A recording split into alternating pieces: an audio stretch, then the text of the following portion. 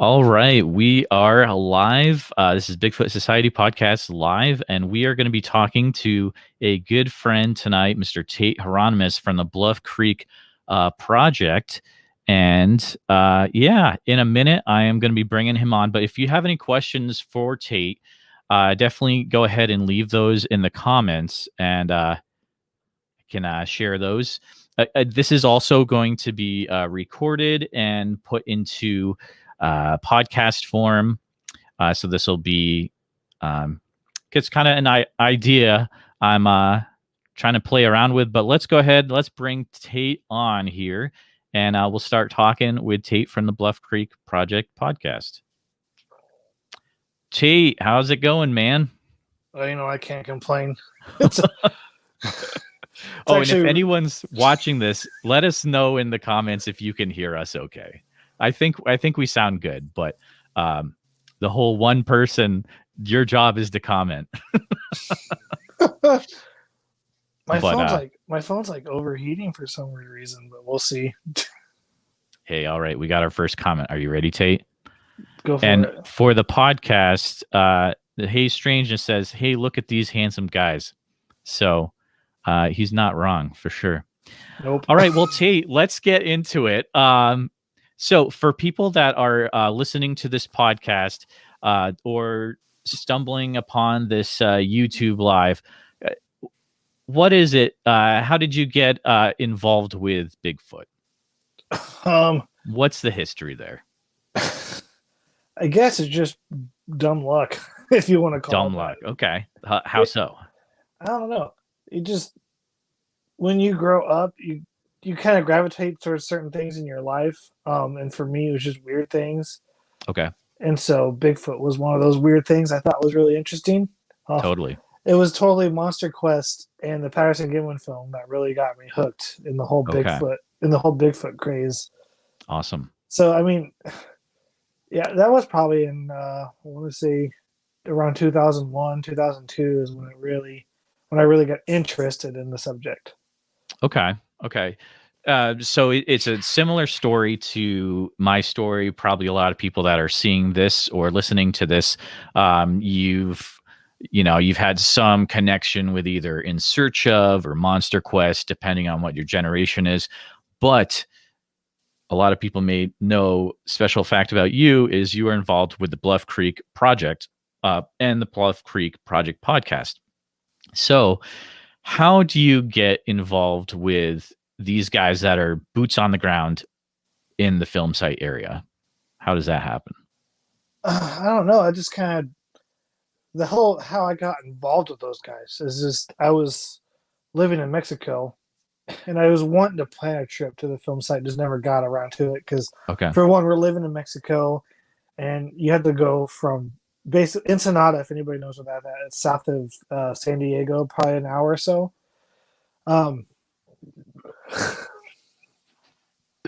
You're good, buddy. Oh, is that IBC root beer? This is live. No, it's real beer. Red Stripe. All right, that's cool. So then, I'm an alkie. No, I'm just kidding. Don't listen. So then, we ended up moving to California, and it was much easier to plan a trip to the Northern California, Bigfoot film site, Patterson Gimlin site. Totally. So I was like, Dad, let's do it. So I got my dad to do it, and I got a couple of other friends of mine to go with me, and we went up there. And once I kind of knew where it was at, I planned my next trip that fall for October, and me and my friend went up there again the second time that year.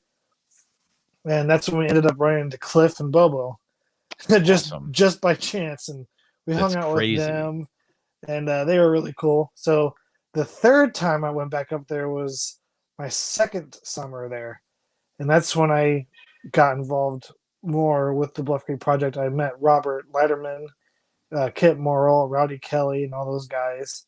And then I was kind of hanging around them, seeing what they do, and then I'm just kind of go over the times. So I was just going up there a lot, and then got to know those guys pretty well, and then started just doing. I made like a little short. I was making these little short, like 3-minute, 4-minute videos, and with an 8mm app on my phone. And just eventually like, I want to make a little documentary about these guys. So I made that 15-minute documentary. And then, Oh yeah, which is great. You know, you've got to, people that are watching this or listening, you got to go to YouTube, on your YouTube channel, right? Or the it's Bluff Creek. my personal one. So just Tate Okay. Hieronymus. It's a great video. It's yeah, I made that one. It was like, dude, that was the worst. 30, it was like 30 minutes long originally. And when I showed it at the Bigfoot Bonanza, that was the worst experience of my life. It was fun, but I'll tell you why. Because it was 30 minutes of not really an edited, finished project film, and I had to pee so bad. Oh, that's funny. Not only that, I was in the front row.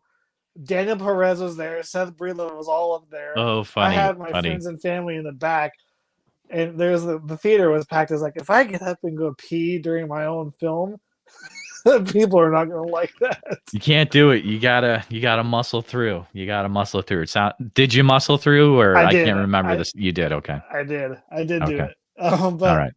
Yeah, I was going up to Bluff Creek and making those little short films, and ended up making that little 15-minute documentary. And I started doing more for the project, like the Bluff Creek Project themselves. And I am now an official member, so that's pretty cool. So I've been with them for about, I want to say since like 2016. Okay. Officially, yeah. Somehow. And then you've done some other cool things too. I just want to get the background in there before we talk about the newer stuff. But I just want to shout out a friend here. We got Jonathan Dodd. Yo. If you're listening or watching this and you don't know Jonathan Dodd's cryptid artwork, you need to check that out. He is a artist genius. I'll be talking about him later in the show. Oh, okay. Very cool. So you've done other cool things, Tate, where you kind of kickstarted the idea of coming up with a podcast for the Bluff Creek, correct? Yeah, I was like, because we go up there like a couple times a year, and sometimes those guys, because I don't live there, they live locally, like Rowdy and Robert and Steven and Bobo, or even Bart. Like Bart lives in Sacramento area. He's not too far still, but they go up there all the time. So gotcha. I was like, guys, we should. I kind of floated the idea. This is pre-COVID. It's like we should do a podcast because we go up there so much. It'd be kind of cool to talk about things that we're doing and we see up there, or even have guests on too, or do both. Oh yeah. So it was kind of a serious idea, not serious at the same time, so it didn't really do anything. And then when COVID hit, it was like, let's do it. So we did our first episode. There you go. I can't remember who it was with, but we ended up doing a podcast, and I co-host it. I'm the one with the most free time, so I'm the one usually doing it. But gotcha.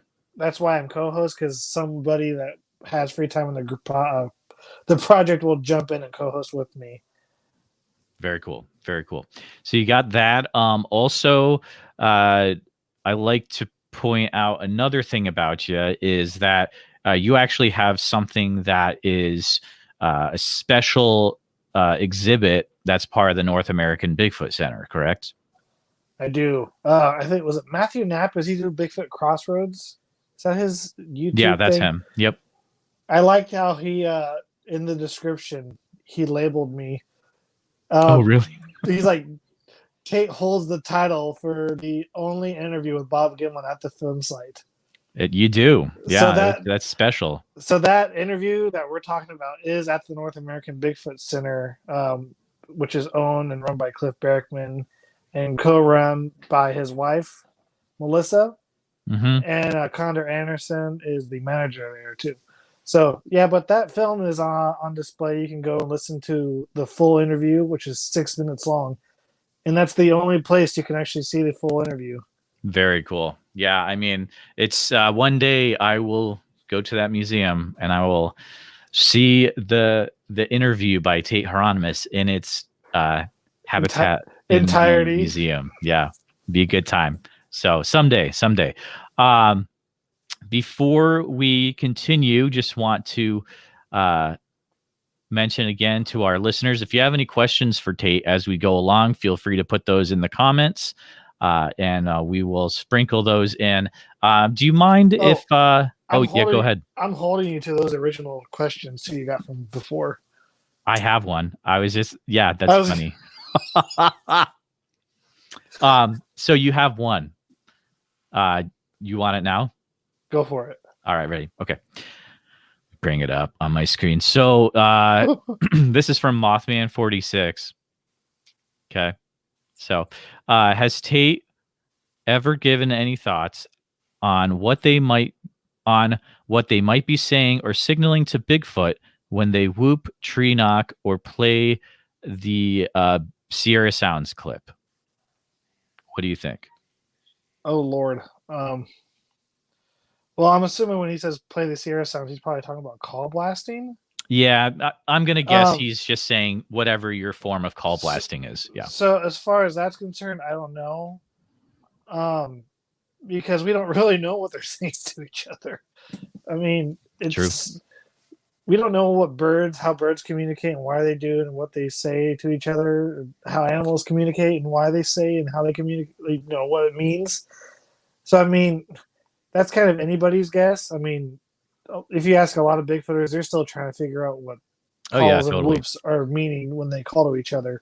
And even call blasting, we could be call blasting something, and it's totally like, it's probably like saying F you to another Bigfoot. Who knows? Could be, or it could be like, hey dude, how's it going? Here's a funny joke. Like we have no idea, right? It's crazy to think of. It's very, I've given thought to what it could mean. And maybe that's why we don't get a lot of responses from it, but at the same time you do, so who knows? Had another question come into the chat. So I hope you're ready. This one I'm going to actually put on the screen. This is from Jude, from, I believe, the Squatchin' Stuff, right? Podcast? I think Squatchin' Such. You're right. Yep. Jude, my apologies. All right. Here we go. What a friend. Yeah. What a poser. I got that wrong. Okay. Jude says, what was his first Bigfoot encounter? Oh. Ooh. Bluff Creek. Bluff Creek. That was actually in Small Town Monsters new documentary they did on Bluff Creek. But it was my first time to Bluff Creek. We got there at it was like 12 o'clock at night. And I was hearing some whoops, what I thought were whoops up the road from us. And then later that night, we were all in bed. It was 1, 2 in the morning. And I'm sleeping in the middle. So we have a huge tent. So my dad is laying on this side and my other friend's on this side, laying horizontally, and I'm laying diagonally. And I see a shadow come up from where the creek is. It looks like this. It's really wide, stops, and then turns. And then went back the same way. It was very, very weird. And I went through the audio because I had my phone recording.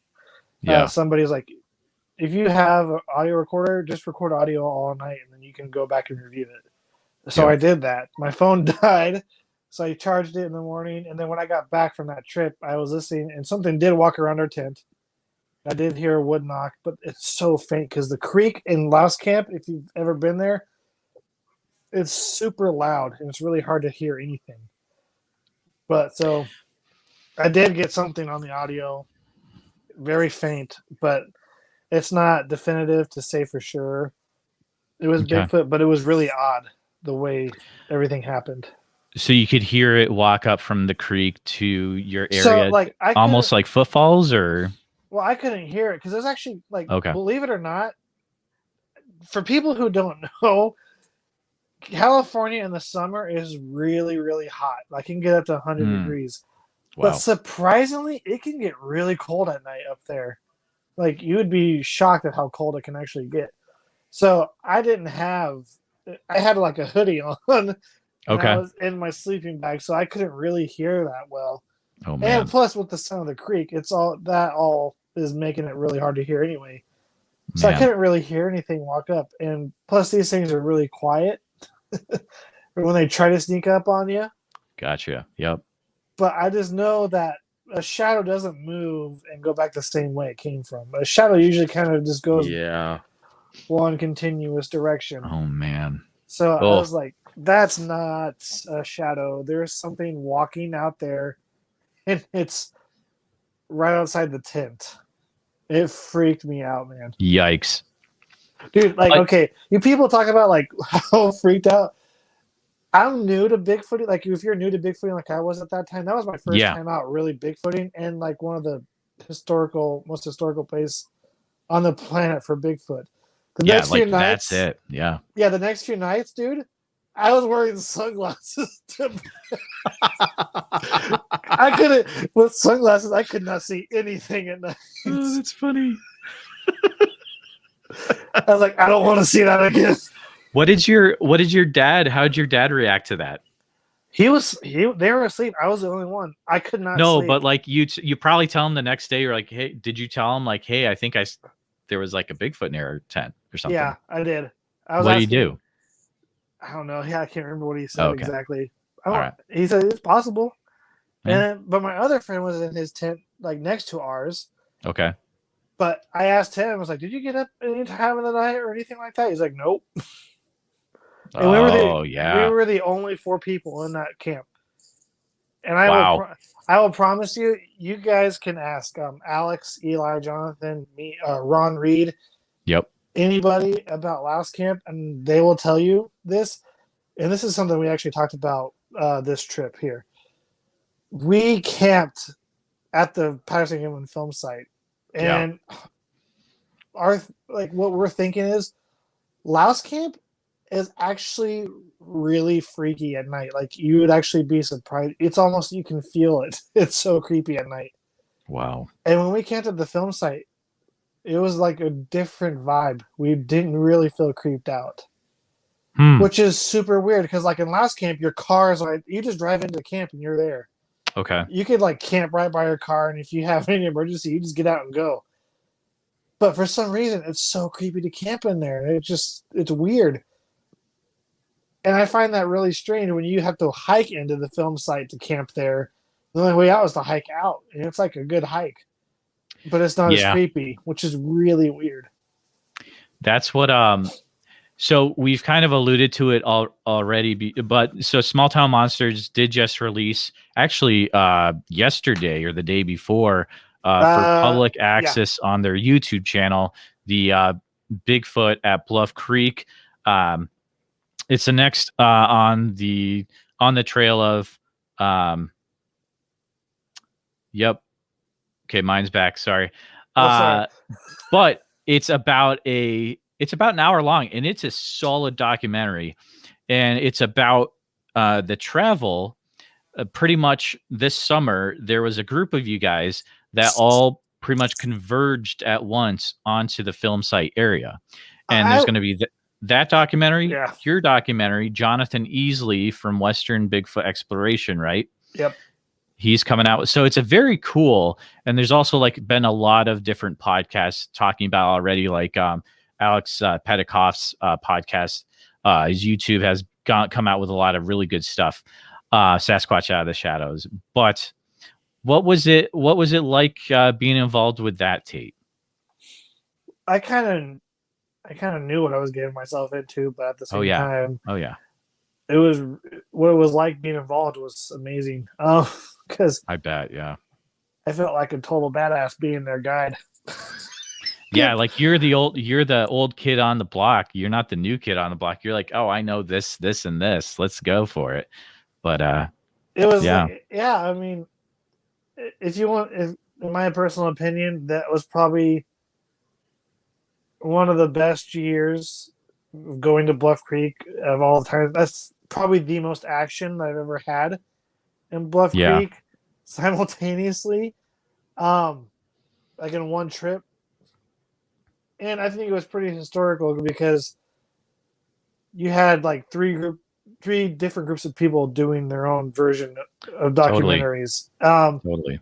And what's cool is they kind of all intersect. So like some of my footage from Bluff Creek is going to be a little bit of the same stuff you have seen in Small Town Monsters, and some of the same stuff that I have in mind is going to be the same stuff in Jonathan's. But even though it's the same, what's cool about it is all going to be edited differently and kind Oh of yeah. narrated differently. So it's kind of like a different perspective. It's everybody's perspective on the events that happened and all that, which is pretty cool. And I think as far as the action goes up there, that the stuff we got, I'm pretty confident a lot of it could have been. You know, it's funny. We were Bigfoot researchers, and we want to say everything's Bigfoot, but when you want to say it's Bigfoot, you sound crazy. You know what I mean? Hello. Yeah. No, I get it. Yeah. But I believe a lot of it was Bigfoot related stuff. And the reason I think that is because all the fires that you've been having in California, they kind of Totally. you had fires in Shasta when we were up there this year, and then the fires last year north of Orleans, where the film site is, in Happy Camp. It's kind of like I think it's funneled a lot of the wildlife into Bluff Creek and towards the coast because the fires were north and now they're to the east, and everything else has to go to the west, which is where Bluff Creek is. So Hmm. I think a lot of the animals were funneled in there because I can't tell you how many foxes we saw. We saw some deer. We saw a Oh, bear. really? Okay. Um, and then with that rock slide incident that happened when we first got there, that was really Yeah, odd. totally. Um, the stuff we heard at Laird Meadow was just bizarre. So Some wild things that happened in that trip just from watching that documentary. But it also, I was kind of thinking of this the other day. It might be one of the last years.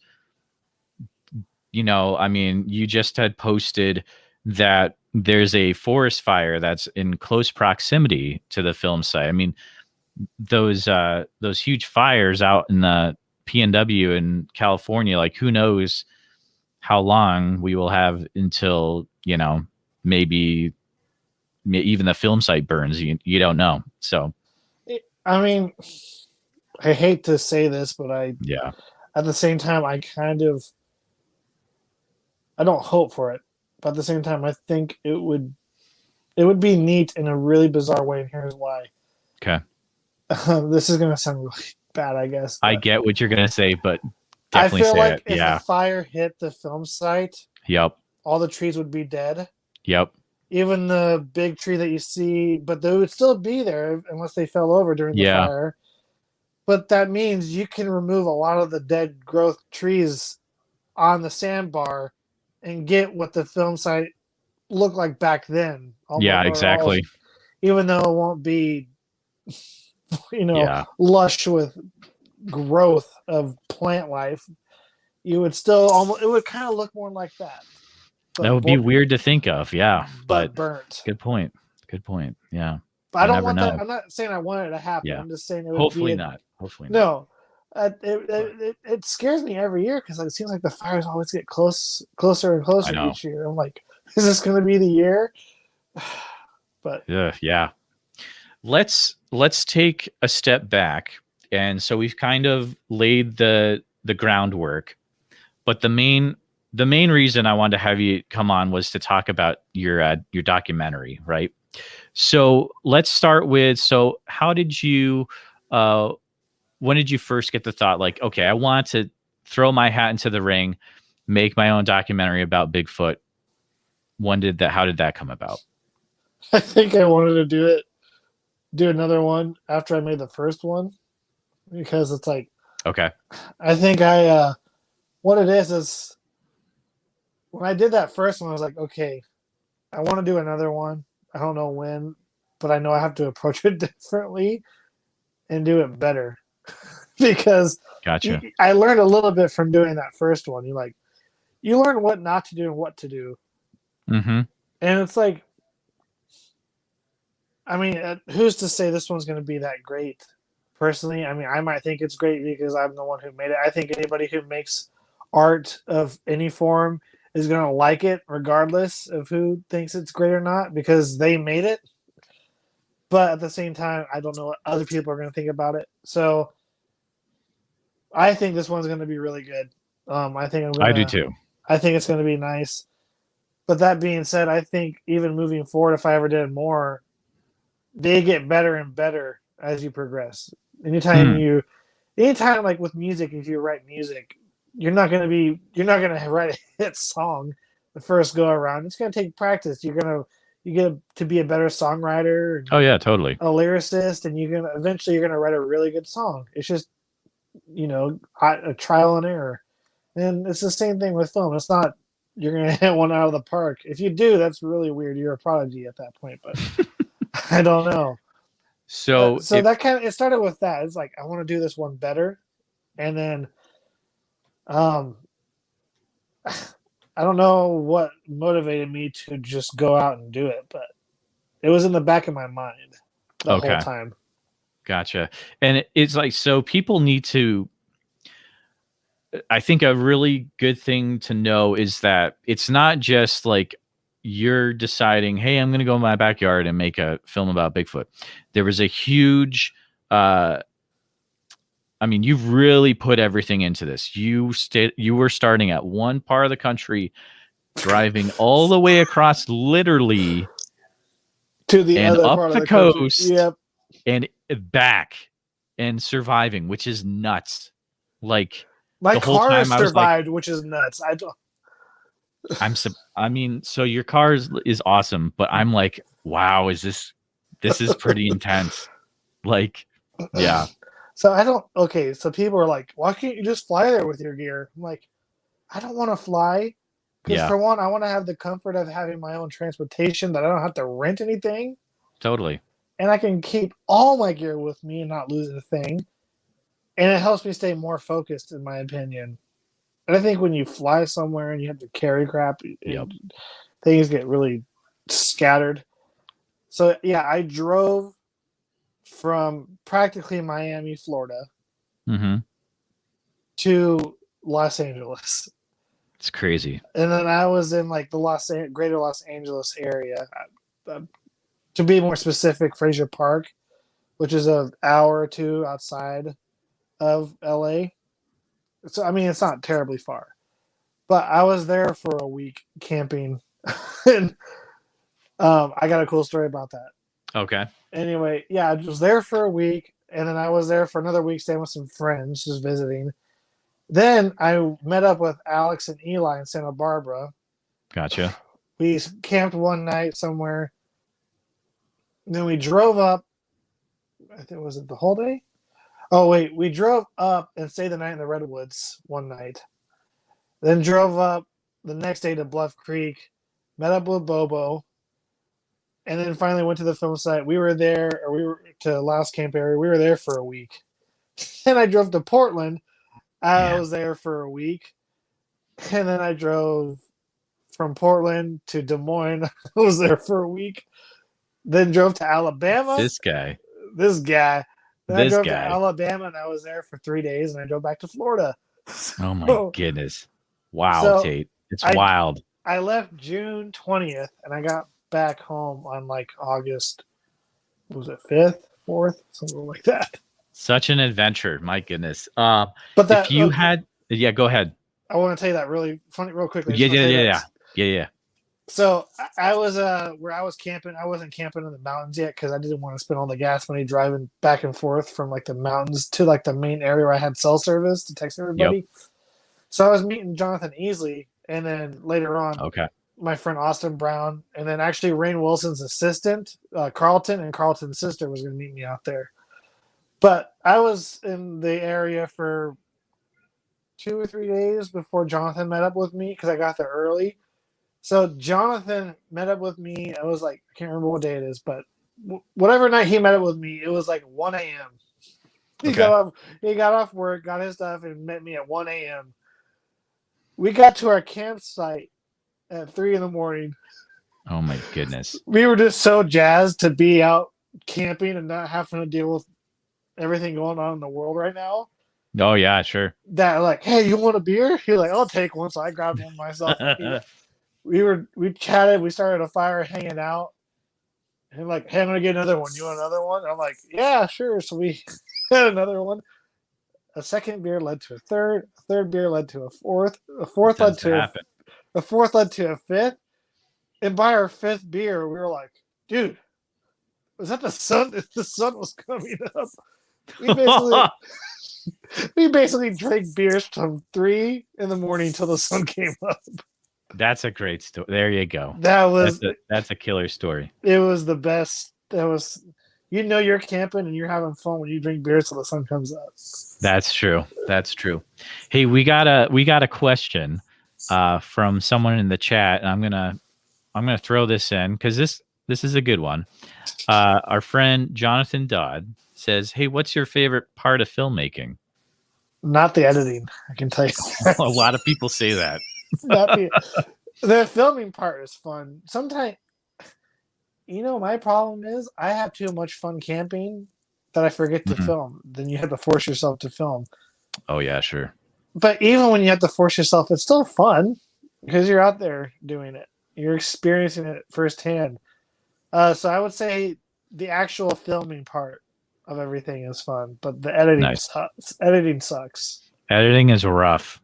No, you don't know how many people I've interviewed over the last year or so that are like, "Oh yeah, I have 20 hours of footage just doing nothing from Bigfoot hunts, but I hate editing." And I'm like, "Oh my goodness." Ron Reed is one of those guys. Ron Reed is one of those guys who has tons of footage. Yeah. But I understand, dude. There's other guys too, and I'm not going to throw out names, but like, yeah, someone could probably have a job just going around and editing Bigfooters footage. If I could have somebody write my narration for me, yeah, and then edit for me, that would be nice. All I have to do is film. That'd be fun. But oh yeah, that'd be a good time. That's what sucks about being independent. You got to do everything yourself. That's true. Back to the documentary. So, title of the film is... Okay, so I wanted to explain this. Yes. It's called Uncovering the Truth of Sasquatch. Exactly. But people are like, what would you uncover? Ooh. Nothing. I didn't uncover anything. No one's going to uncover the greatest thing unless they're God and they can miraculously provide a Bigfoot body. There you go. It's just a title. Okay, guys. So get off my back. The title, guys. Just get off my back. Just calm down. The reality of it is, what will it take to uncover the truth? Ah. I call it uncovering the truth of Bigfoot because it's just easier and it's shorter than what does it take to uncover the truth of Bigfoot? That's a long ass title. I don't feel like writing that all out. It doesn't look good anyway. Sure. But I figured just like uncover the truth of Sasquatch. What it means is up to the viewer. It's their interpretation of it. There you go. One of the things that I think that's huge about this documentary is you've got so many different people interviewed for it. And I think this is going to be one of those where in the future generations are going to be like, wow, this dude got Danny Perez and this guy and this other guy. I can go through some of the names. Go ahead. I really tried to reach in the bag. Unfortunately, I couldn't get Bob Gimlin or Bob Hieronymus, which is definitely one of my ultimate, people to try and get. So, spoiler alert, they're not in it. Which I think is fine. I think it's fine too. I mean, you don't need, they've been in so many things, and I already have a cool interview with them. You already got the Gimlin interview. Come on. Yeah, I don't need it. That's the gold standard. Bob Gimlin interviews. Anyway, I really reached in my bag of contacts and did the best I could. Yep. So I got Alexander Petikoff, Eli Watson, you, buddy, Jeremiah Byron. I did not get Jonathan Easley. Forgive me, bud. But maybe part two.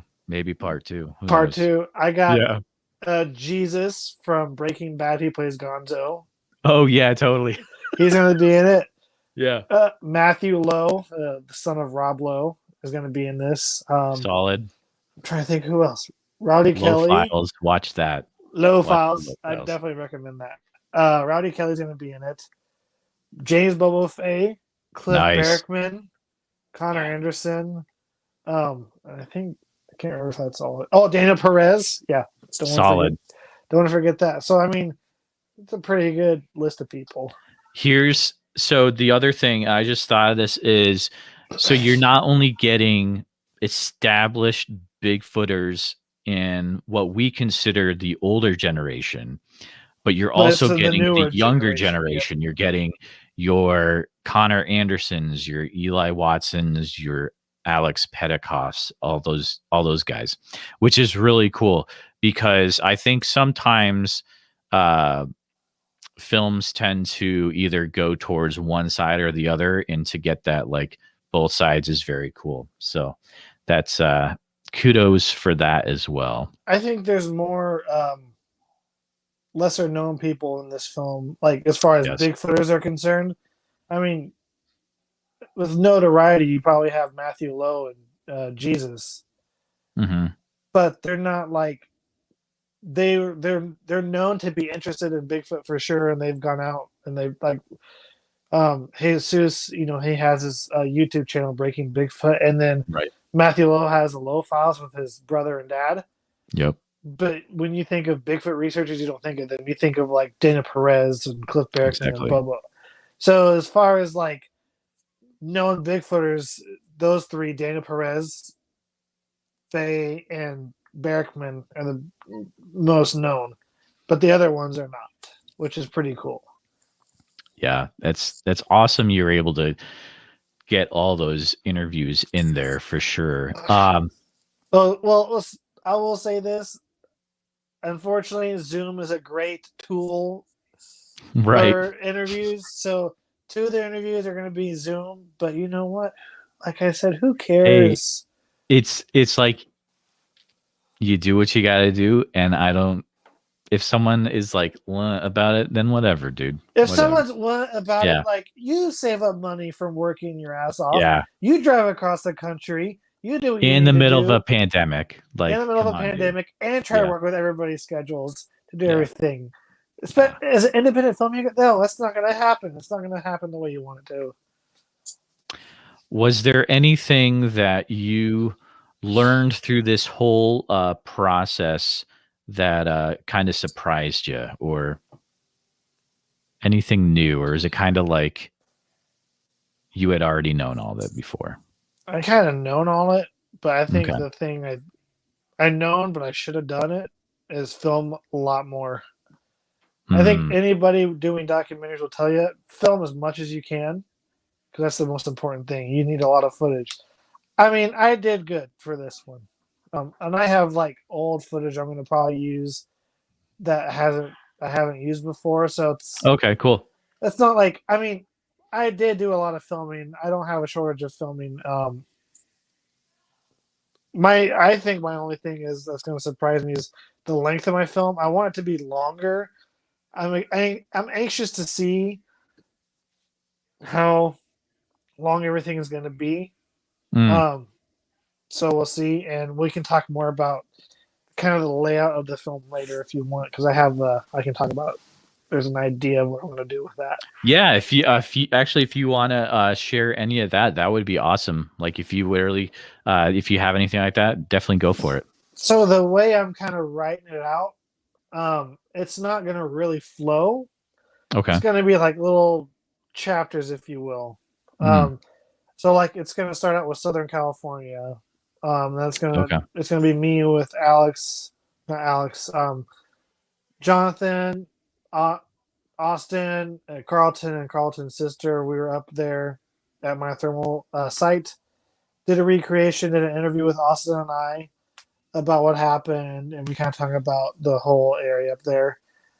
And then like the second section or chapter would be Bluff Creek, and it shows us up in Bluff Creek, doing everything up there.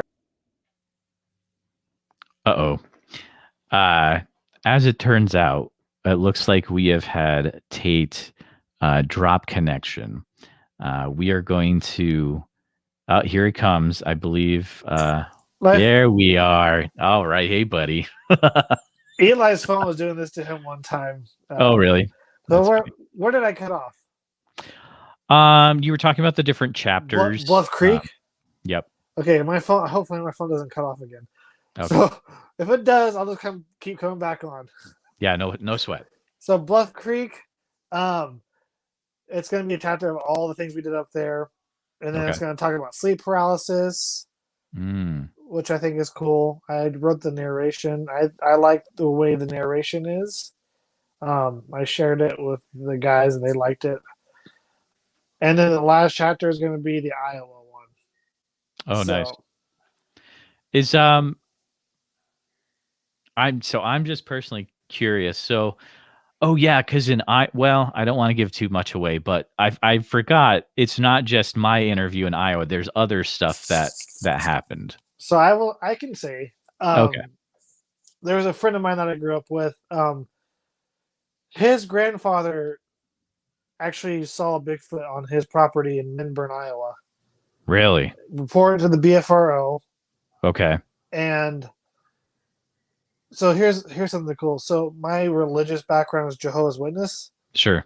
And that's my friend's background too. Okay. And his relative's background, but his grandfather wasn't a Jehovah's Witness, but his wife and I think kid was at the time, it still is. So they were at their church meeting while he was home, and when they were gone, is when this Bigfoot came up from where the river is through the corn field that they had. Really? Up their driveway. He said he heard those dogs barking. He heard rhythmic breathing. He was so afraid he went upstairs and grabbed a shotgun.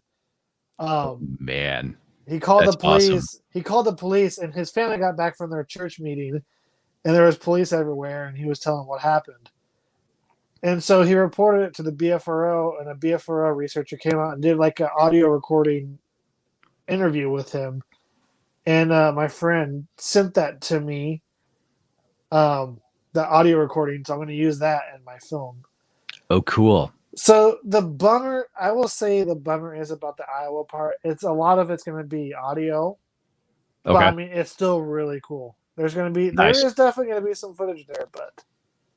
I mean, at the end of the day, you still have my interview and the Iowa part, so it's I got to sit in the same chair that Danny Perez sat in, right? That's a high five, dude. I was I had this camping. Here it is. You guys want to see it? This should go to Cliff's Museum. We should put this in Cliff's Museum. Everyone in the chat, do you want to see this chair? Let me know right now. I do. Hey, it's a comfy chair. Yeah, I bought it at Walmart. Oh, hey, I gotta highlight a comment real quick. Highlight it up. Bigfoot Anon says, "What's up, fools? Hey, buddy. Good to hear from you, man. Thanks for hanging out with us, all the 4 viewers."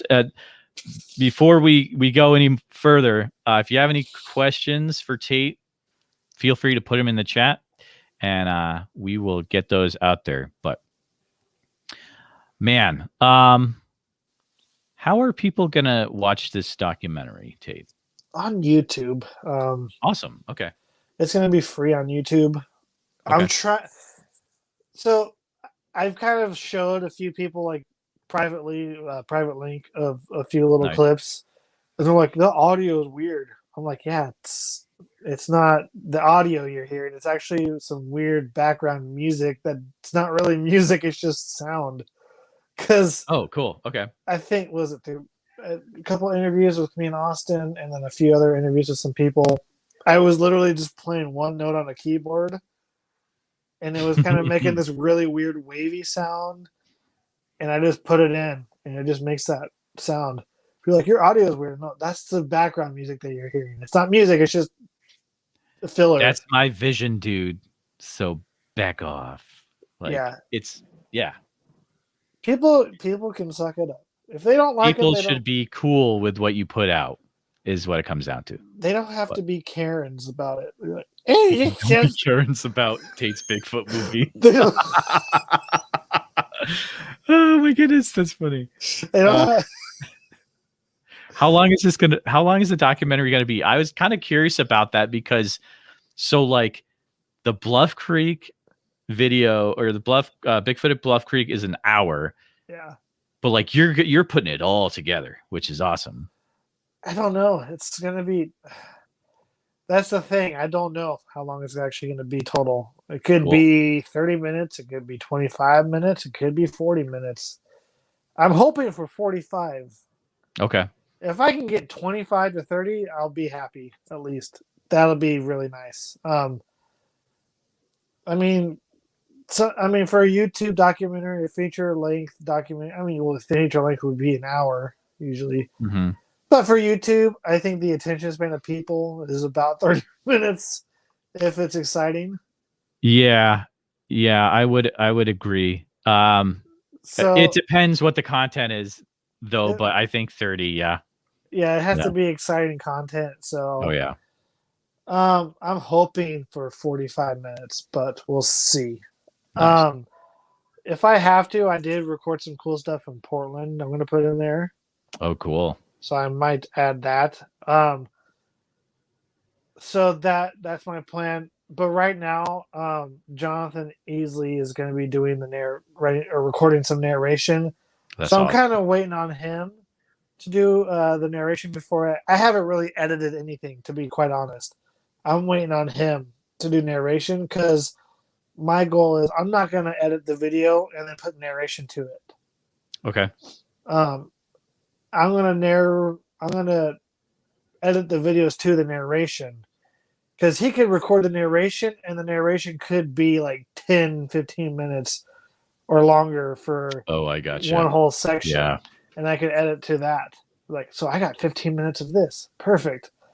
And then there's 20 minutes Yeah. of that. There you go. It's like almost 40 minutes. That's an interesting way to do it, but I think that'll work. And the thing I haven't mentioned yet is you also have uh, you have a drone as well, so you're gonna have some really cool drone shots in this document. I mean, I've seen a few of, I want to say at least photos, and Yeah. yeah, you got some really cool stuff. So I like this everything that happened here because, like, if I was running low on some footage, I was bumming off of Alex and Eli, That's true. and then Yeah. I'm giving Jonathan some footage too. So what was cool about it is we all shared a lot of footage together, and so some of the footage is going to be the same in our documentaries. But like I said before, it's the way we edit everything. It's going to be a little different. Totally. So yeah, it might be the same footage, but at the same time, it's going to be a different viewpoint and different narration to the whole thing. So it's going to be cool no matter what, no matter if it's the same footage or not. I'm not saying it's all going to be shot for shot the same. I'm saying some bits and pieces will be the same footage that you've already seen. But I think this is probably the first time where there's been multiple people making documentaries about kind of the same, like being in the same area looking for Bigfoot. I can't really think of another. I don't know. Same area, same events Yeah. that happened. Yeah. I mean, that's Pretty really cool. cool. Yeah. Man, Tate, are there any other, we have talked, I think, are there any things that else that you would want to say about the documentary? Maybe, we haven't really even talked at all. You kind of mentioned a little bit though about like, so sleep paralysis is involved with this documentary. Could you kind of talk about how that's involved a little bit? Yeah, sleep paralysis is something I think is connected with Bigfoot, not in a Okay. paranormal way, because I don't believe in the paranormal stuff. Sure. I believe Bigfoot's biological. Gotcha. So, as far as paranormal or sleep paralysis goes, the narration really explains it way better than I can. Because on the fly, I have a hard time. What's the word? What is the word when you don't know how to get good words or convey good words?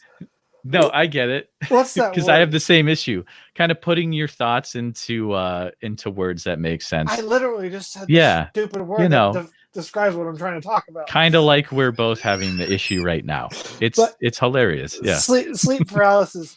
I think there's a correlation between sleep paralysis and Bigfoot and the fact that it's misidentification. Okay. I'm not saying all of misidentifications are a cause of sleep paralysis. I'm saying there's probably some misidentification reports that are caused by sleep paralysis. Interesting. Sleep paralysis, and this is, you can look this up on Wikipedia. I'm not lying here, and I know from personal experience because I have it. Okay. It's stress related, psychological stress, irregular sleep patterns and schedules that can trigger it. Sleeping on your back is, if you have all of that and then sleeping on your back, that can trigger it. Gotcha. And sometimes with sleep paralysis, you can hallucinate and hear things and feel things.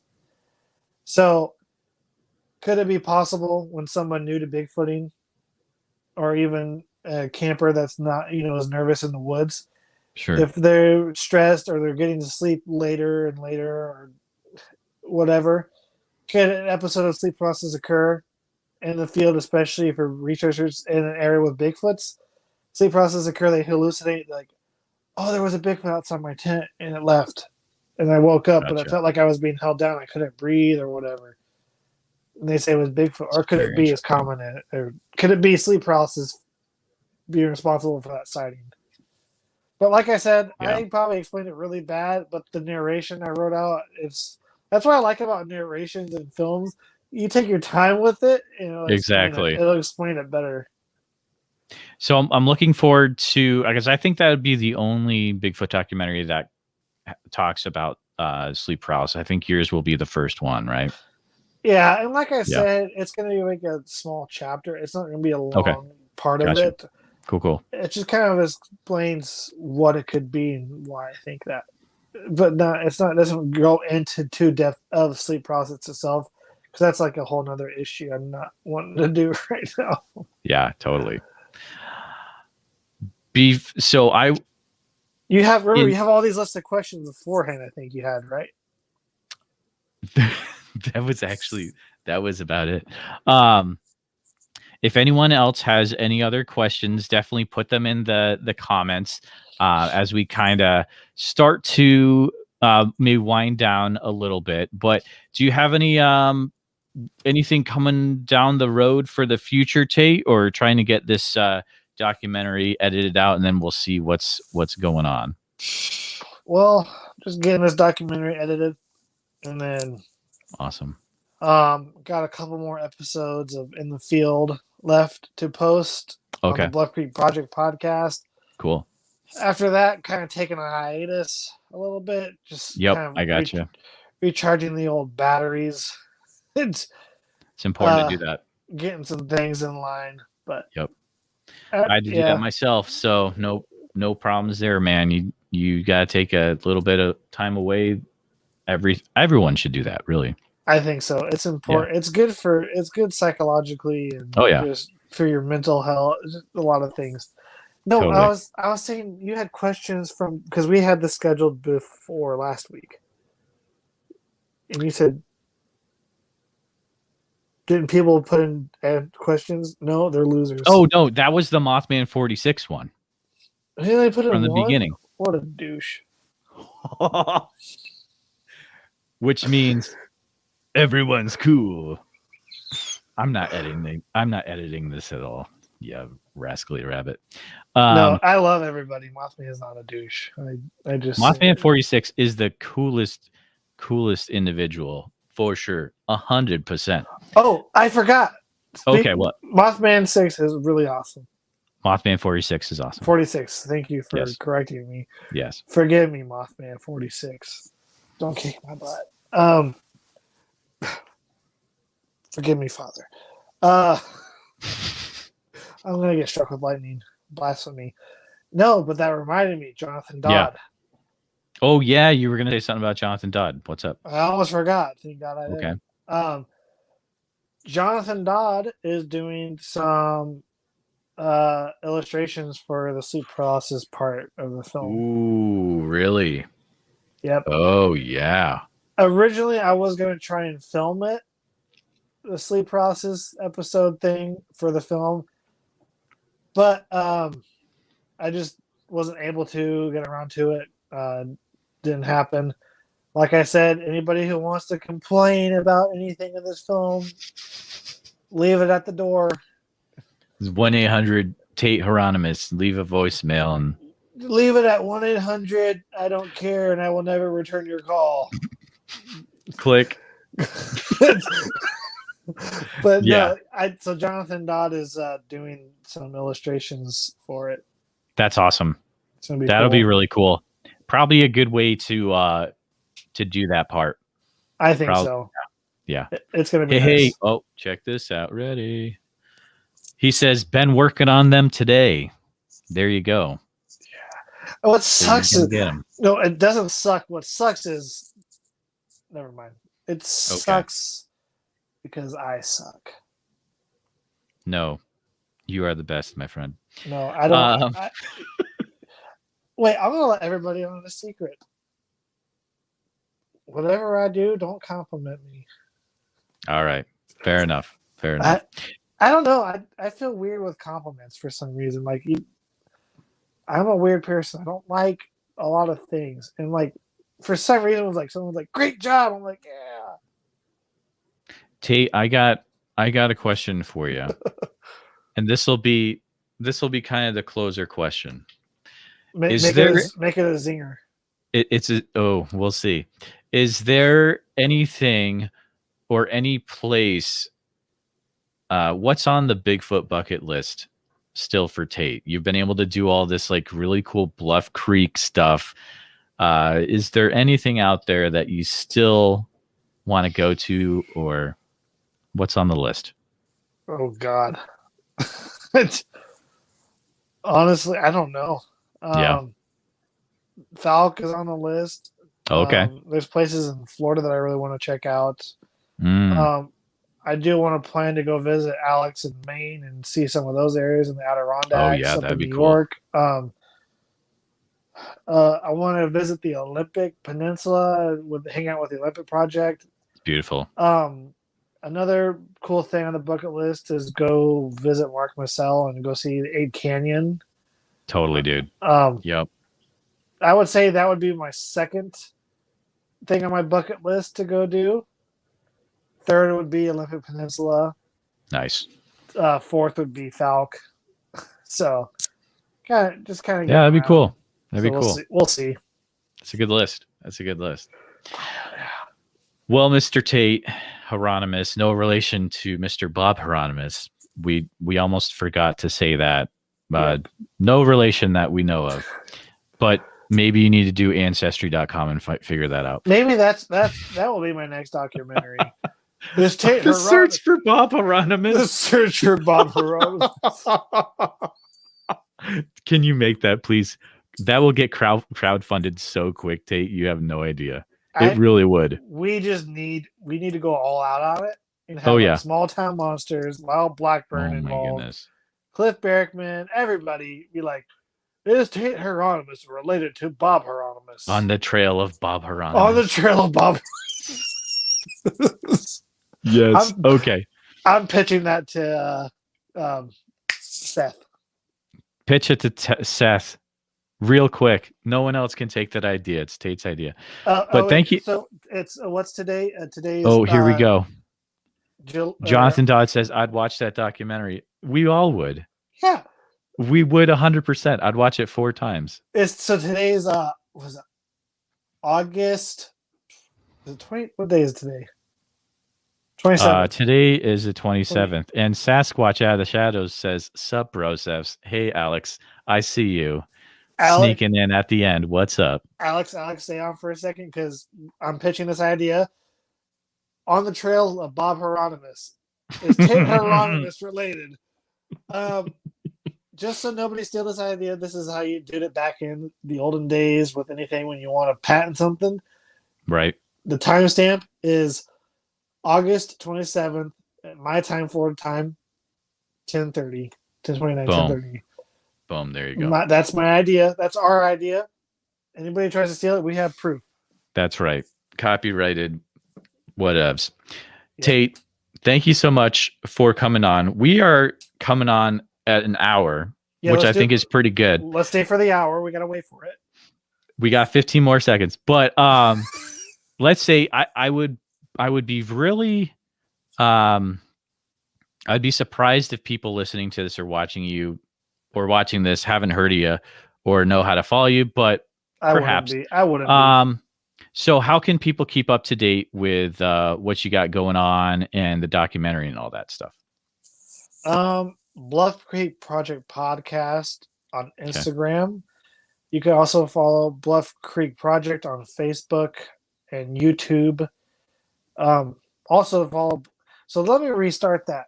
Bluff Creek Project podcast on YouTube and Instagram. Bluff Creek Project on Facebook, Instagram, and YouTube. Okay. We all run those accounts, me and the other guys. And I post on every single one of those too. So Nice. any one of those you can find out.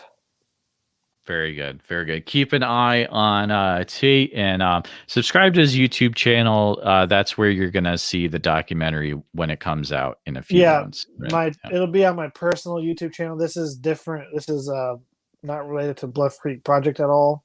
Right. This is my solo endeavor. Very so that'll cool. be on my personal YouTube channel, just Tate Hieronymus. Awesome. Awesome. Well, Tate, thank you so much for coming on. Definitely everyone check out the Bluff Creek Project podcast and all that. And it's been a good chat talking about your upcoming documentary. And thanks for everyone in the comments for some great questions tonight. And we'll see you back next week. Follow the Bigfoot Society Instagram. I'll be putting more info about what I'm doing regarding live stream on YouTube as I figure this out. But been a good night. Have a good weekend all. And we'll see you next time. Later. Later.